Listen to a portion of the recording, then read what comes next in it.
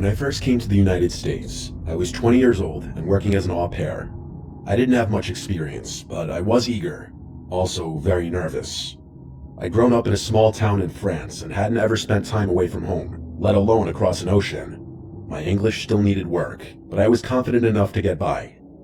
I expected it to be a good year, a new adventure, a cultural exchange, something I'd tell my friends about when I went home. I was matched with the Joseph family.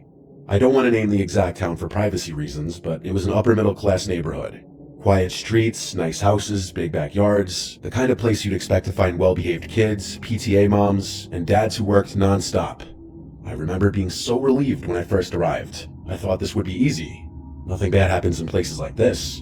The Josephs had two boys, Brock and Brandon. Brock, the older one, was 12. He was a pretty typical kid, kind of lazy, sometimes rude, but harmless overall. He made jokes, liked his Xbox, and mostly stayed out of trouble. Brandon, though, was different. He was 9 and already had this coldness to him. I don't know how else to describe it. There was something off. I think it's likely he had some kind of social disorder. When I first met him, he just stared at me without saying a word. Not shy or embarrassed, just staring like he was studying me. After a few seconds, he smiled and asked, "Are you the maid?" I laughed awkwardly and said I was going to help look after him and his brother for the year. He didn't laugh with me, he just kept watching. It didn't take long to realize Brandon wasn't like the other kids. My host parents warned me that he was difficult. They said he had a bit of an attitude, but that was the understatement of the century. Brandon didn't just have an attitude, he was mean, and I don't mean the usual bratty stuff like teasing his brother or refusing to eat what he was served. It was worse than that. He lied constantly, about everything. He once told his teacher that Brock tried to choke him in the kitchen, which never happened.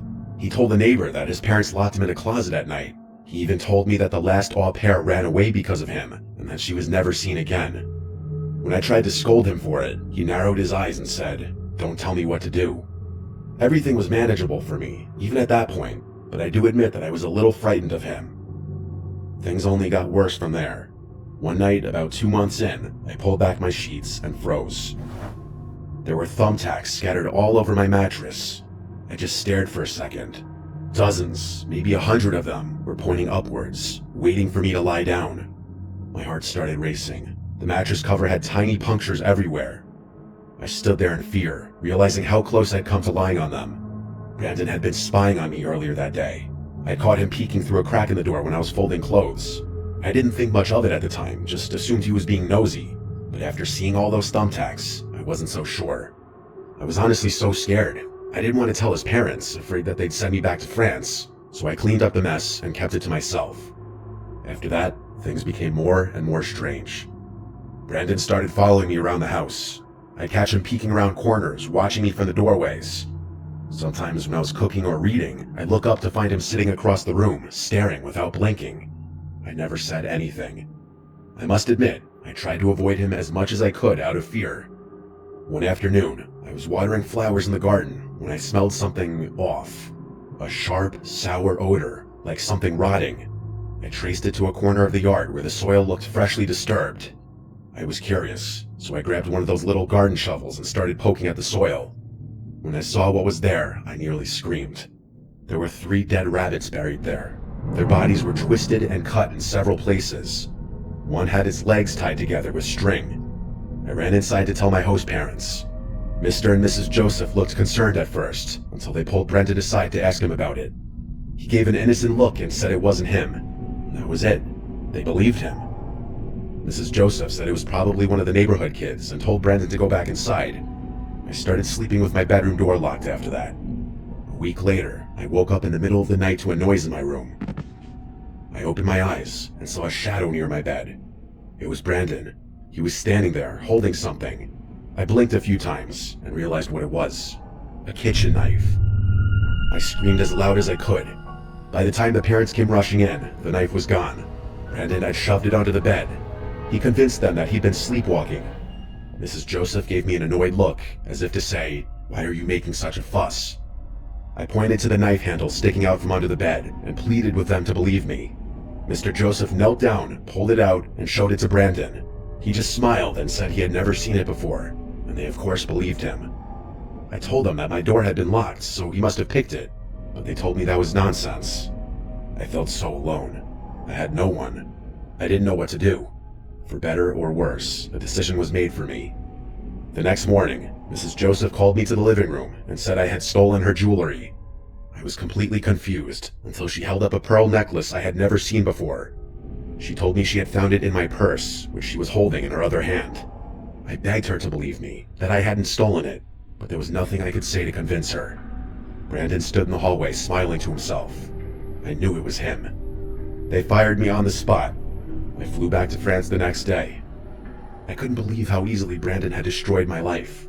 For months afterwards, I was extremely depressed. I thought I had blown my one chance at living in the US and feared I wouldn't get another one. Fortunately, I found my way back to the States several years later and still live here. I have a good job and good friends. I still think about Brandon from time to time. I can only imagine the evil person he's grown up to become.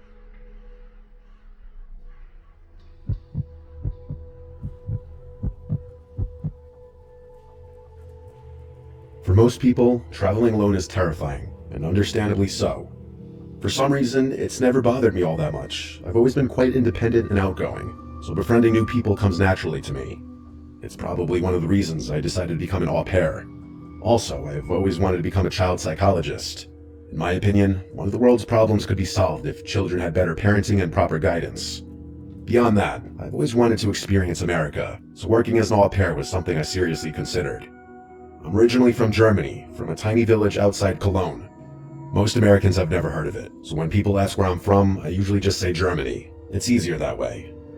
Before you say anything, I believe that my English is rather good, or so I'm told. It's gotten considerably better since living in the US, and people are often impressed by it.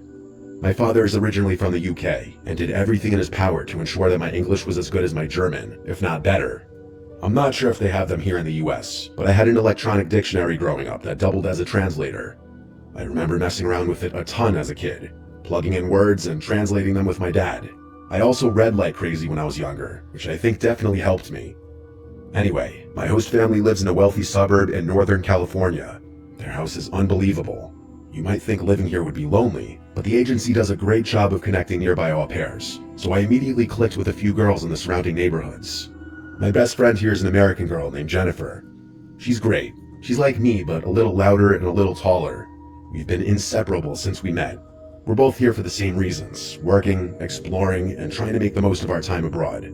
There's a huge college campus nearby, and it's pretty much the only decent place to go out that isn't a $100 Uber away. Both the frat and bar scenes there are pretty good, so that's where we spend most of our weekends.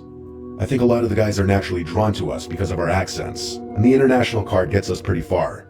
It's supposedly difficult to get into frat parties without being in a sorority here, but we don't have much of an issue. The bars here are a lot more fun though. Our favorite spot is this bar called Tap. I've noticed Americans love giving their nights themes. Taco Tuesday, Wine Wednesday. I guess any excuse to drink on a weekday, you know? It's kind of funny. Tuesdays are the most enjoyable nights of the week for Jenny and I. This story takes place on one of those nights. About a few months after I arrived to the US, I was standing by the bar, waiting on drinks for Jenny and I, when this tall guy with curly brown hair approached me and said, "You're German, right?" That kind of threw me off. People almost never guess I'm German. European, sure, but not German specifically. I don't really have distinctive German features, so anytime anyone's able to guess my nationality, it fascinates me. I laughed and told him he was right, and he introduced himself as Sebi with a confident smile. We talked for a while, and everything was very natural. I'll admit, I get approached a lot when I go out. I'm in shape, and I know I'm decent looking, but guys are usually kind of obvious and cheesy when they talk to me. Sebi felt different. The more we talked, the more it seemed like he was actually interested in me as a person as opposed to just hitting on me. He knew a lot of tidbits about German culture, which was something I quite liked about him.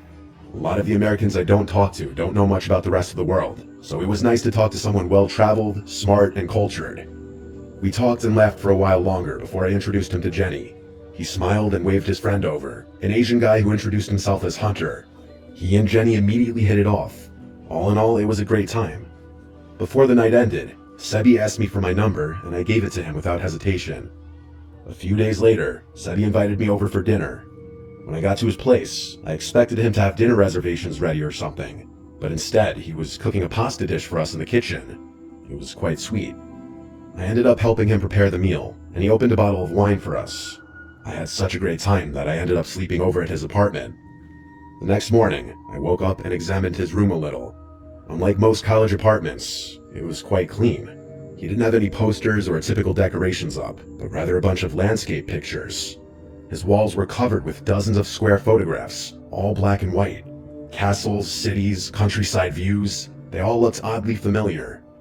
I got up and looked at them a little more closely, realizing they all had locations printed on them. They were all from Germany, every single one with the exception of a picture of Monte Carlo, Monaco. Sebi had woken up by then, so I turned and asked him jokingly if he had a thing for German architecture. He laughed and told me about his dad's aerial photo collection, which he had picked some of his favorites from. I walked back towards his bed and realized there were some more pictures above his bed. My jaw literally dropped when I saw that one of the pictures was a landscape of my village, taken from above. The picture was like 20 minutes from my house. I told him this, and he got rather excited, telling me what a crazy coincidence that was. I was amazed. The odds of that were so slim. He then asked me a bunch of questions about my hometown, which I was happy to answer. Over the next few weeks, Sebi and I spent a lot of time together. I was working, and he had class during the week, but we spent every weekend going out together, plus Tuesdays. Everything was great. He was a sweet guy and made sure I was comfortable and enjoying myself when we went out. He was also quite nice to my friends, which I appreciated. His friend Hunter turned out to be a little weird though. Every time someone would play Take It Off by Fisher, he would quite literally start stripping in front of Jenny. One night, Sebi got rather drunk, significantly drunker than usual. As he was walking me to his apartment, he was going on and on about how much he loved German women and how he always wanted a German wife. At one point, he said he always wanted to marry an au pair because foreign girls are great with kids. I brushed it off as some weird fantasy, but that was the first thing he did or said that didn't sit well with me. Obviously not a deal breaker though. He had been perfect up until then. But then came the first time he took me out to dinner. He took me to this Italian spot and told me he'd picked it because they had plenty of vegetarian options, which was sweet, but I never told him I was vegetarian. I gave him a little smile and playfully asked him how he knew I was vegetarian, and he told me he saw it in one of my Insta posts. That eased me for the rest of the dinner, but later when I was back home, I realized my only post mentioning it was from years ago, and I post a lot, so you'd have to scroll pretty far to get there, let alone pick up on the caption I had used. And that's not even mentioning the fact that all my posts are from a long time ago in Germany. The next time I stayed over, while Sebi was asleep, I unlocked his phone. I remembered his password. He hadn't exactly been careful about hiding it. What I found in there was sickening. There was a folder in his camera roll titled Wife, which contained screenshots of my social media dating back months. Posts, captions, tagged locations, even screenshots of old stories I didn't even remember posting. His notes app was even worse. There were English translations of my old posts in there, plus a rough schedule of when and where I'd go out based on my Instagram story posts. There was information in there about my hometown, about Germany, about things I liked, all based on my Instagram if you could believe it. But the worst thing I found in his phone was a photo of my driver's license. Everything hit me at once. The second night I had gone out in America, I had lost my wallet at a frat party which had my ID in it. That's how he found my Instagram. That's how he knew everything. Where I was from, what I liked, my birthday. None of it was chance. He had planned all of it. There was a long graphic message that went into disgusting detail about what he wanted to do to me, which I don't want to talk about. I didn't know who the guy in those messages was. I couldn't stand to look at everything anymore, so I grabbed my stuff and slipped out of his apartment without making a sound. Regrettably, I didn't take any photos for evidence. The whole drive back to my host family's house, my hands were shaking. Germans take privacy seriously. I felt sick. My au pair profile was private, but my ID? He had my full name, and with that, I knew he could have found anything. I didn't sleep that night. I prayed that he hadn't been able to figure out my host family's address. The next morning, my phone exploded with messages. They were all from Sebi, asking me where I went, why I left, if I went through his phone. I sent him one final message, telling him that if he ever tried to contact me again, I'd call the police. Then I blocked him on everything. For the next few days, I lived in perpetual fear, worrying that he'd show up at any moment. I privated my Instagram, locked everything down, and created a close friends story for when I went out, just in case he tried to find me again. Thankfully, he hasn't shown up yet, and it's been about 3 months since I last heard from him. Still though, I can't help but feeling this pit in my stomach that he knows my host family's address, and that he's planning something. I hope I never see him again, but I'll update if something else happens. Update. I hoped I wouldn't have to do this, but the past few weeks, I noticed the same silver car driving up and down my host family's street. sometimes just sitting across the street from their house. He's also tried to reach out to me through fake phone numbers and Instagram accounts, all within the same time frame. The messages always just ask me to talk, but I haven't responded to any of them. All this gives me reason to believe he knows where I'm living, and that I'm potentially in danger. I'm building a case to present to the police, but I've heard that they don't take this kind of thing very seriously. Luckily, my au pair commitment ends soon, so I'll be back in Germany soon enough.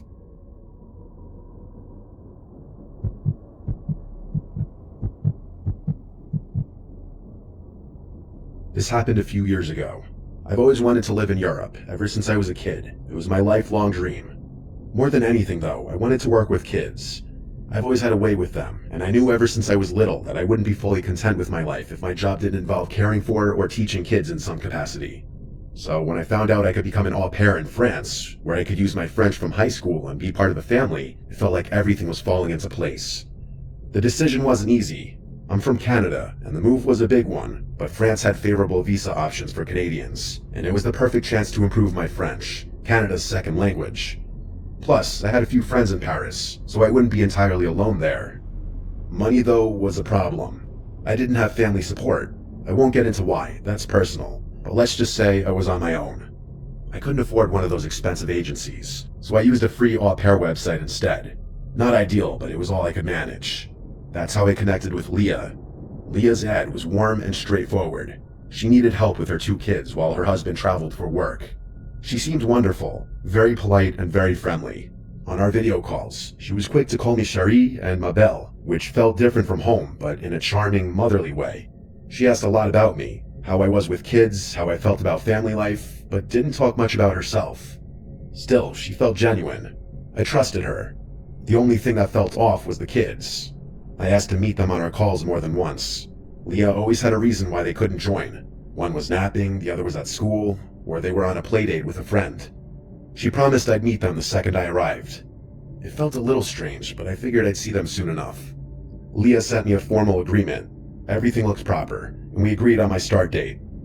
I booked my flight, packed my life into a suitcase, and said goodbye to Canada. When I landed at Charles de Gaulle, Leah wasn't there. That surprised me. From everything I had heard, most host families meet their au pairs at the airport, but then my phone buzzed. It was a message from Leah, telling me that she was stuck in traffic and instructed me to go to the side drop-off area where she'd have me picked up. I remember using Google Translate on her message because it sounded like she was going to have someone else pick me up, and I wanted to double-check. I was right, and that made me confused and a little unsettled. Despite that, I followed her instructions. A few minutes later, a car drove up, and a woman approached, late 40s maybe, with short blonde hair and a bright smile. She looked nothing like Leah. She introduced herself as Leah's cousin and said, "You must be Leah's au pair. She sent me to get you." I hesitated. Something felt off immediately. I asked her if I could talk to Leah and unlocked my phone.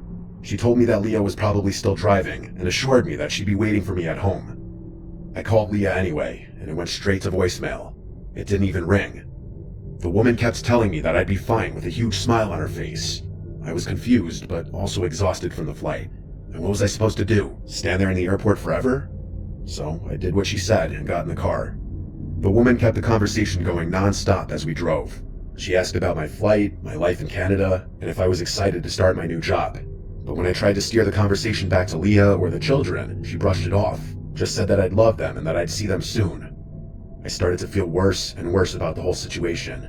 She was too polished, too eager to keep me talking without actually answering anything. The scenery outside began to change. I had the address in Google Maps, and the route we were taking didn't match. We were heading away from the suburbs and into what looked like an industrial-type area. I started panicking. I felt like I was in the process of being abducted. I asked her directly where we were going, and she responded lightly, calling it a shortcut, again repeating that Leah was expecting us. I felt the blood drain from my face. I knew at that point that she was lying. I told her to take me back to the airport, but she didn't answer. I told her I'd call the police if she didn't take me back to the airport, and she told me to relax. But I wasn't letting up. No matter what I said, she just kept repeating herself about Leah and insisted that I was overreacting. The next time the car slowed down, I kicked the door open and jumped out onto the street. The woman didn't drive off. Instead, she kind of just looked at me like I was the one who was acting crazy. I called my mom, who told me to get away from the car, get somewhere safe, and call for help. As I was talking to my mom, I looked through the windshield and noticed the woman now on her phone, speaking rapidly in a language I didn't recognize. It wasn't French, and it definitely wasn't English. I couldn't shake the gut feeling that she was talking to Leah. There wasn't another car in sight, but under no circumstance was I getting back in that vehicle. Eventually, the driver's side door opened, and the woman took a step towards me. I screamed that I was on the phone with the police, and that actually got her to stop. Without saying another word, she went back to the car, threw my suitcase onto the road, and then sped off. I got the license plate as she drove away, but I was on the verge of tears with my mom still on the phone. I ended up hitchhiking to one of my friend's houses. I honestly don't know what I would have done without that option. My friend's family helped me report everything to the police, and eventually even agreed to help me with the fare back to Canada, which I was beyond grateful for. Eventually, they updated me on what the police informed them. Apparently, there was no registered au pair family by Leah's name. The number Leah used was prepaid and untraceable. All the photos of the children were taken from the internet. Everyone I talked to about this tells me the same thing. I was moments away from being trafficked. The worst part about that whole thing was that I wasted all that money on those plane tickets and traumatized myself permanently. Looking back, I know how lucky I am. I was moments away from something terrible, something I can barely let myself imagine. The whole situation was calculated from start to finish, and if I hadn't trusted my gut, I might not be here to tell the story. It took some time, but I eventually made my way back to France, this time through a verified agency. I'm hoping to eventually fulfill residency requirements and become a permanent citizen here.